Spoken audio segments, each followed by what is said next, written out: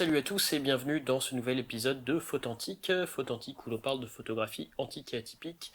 Et pour aujourd'hui, je vais vous parler du Washika. Washika qui est tout simplement un ancien stock de Kodak Plus X, une version du Plus X qui est faite pour du film aérien, donc les gros films qui sont utilisés dans les avions. Au départ, c'est du film qui fait, c'est des bobines qui font 5 pouces 1 quart.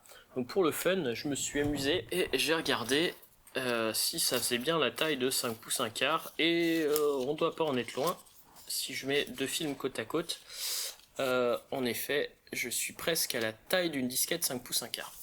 Revenons donc à notre petit film. Donc voici le résultat. Alors malheureusement j'ai eu des gros soucis d'espacement. Mon Fujica 6 a très bien fonctionné sur ces deux premiers films, et après il s'est mis complètement emmerdé au niveau des espacements. Donc il va falloir que je le fasse complètement en manuel. Donc en attendant, j'ai fait 3 pellicules. C'est la catastrophe au niveau des espaces. Bon, ça sera le dernier. Maintenant je vais faire très attention, je vais en faire une dans le vide et je vais compter. J'expliquerai ça sur la vidéo sur le Fujica 6. En attendant, le Plus X.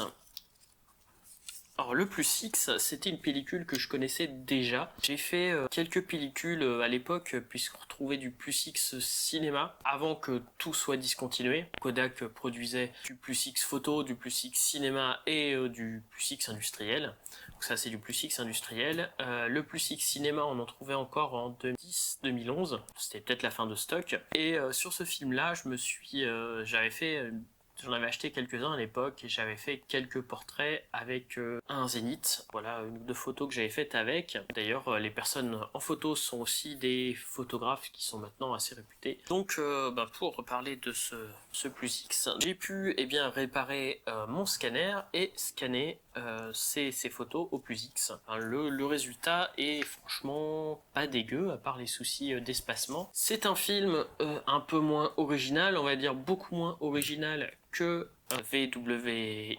Donc c'est un film qui a été fait pour être très malléable, avec un grain assez fin tout en étant présent, puisque c'est du film qui est produit depuis, si je dis pas de bêtises, depuis les années 30, bon, qui a un petit peu évolué au fur et à mesure, mais quand Kodak en fait a complètement changé ses films pour pouvoir diminuer la quantité d'argent qu'il y avait dans le film, le Plus X a été arrêté. Donc ça reste un film constitué d'argent qui a un contraste pas très important, mais qui permet d'être pas mal retravaillé en post-traitement, avec un rendu assez sympa, je trouve, souvent pour les portraits. Et ici je l'ai utilisé sur du paysage, sur le Fujica 6. Ça va permettre de donner d'autres résultats en plus de la vidéo sur le Fujica 6 qu'on peut faire avec. Et ça donne des résultats très sympas, qui sont très malléables, donc peu contrastés. Ça veut dire que j'ai pu faire des photos pas mal sous-exposées et on a toujours de l'info quasiment partout. Et pareil pour une photo bien surexposée. Alors le fait que ça soit du film qui est fait pour mettre dans les avions, il y a de quoi, vous voyez sur le côté ici, les perforations, et la photo elle va dépasser un peu. Pareil, c'est un film, je pense, que je vais réutiliser, notamment si j'ai besoin de faire des portraits. Il faudrait que je le compare par rapport à la Fomassan ou alors à la Ilford FP4.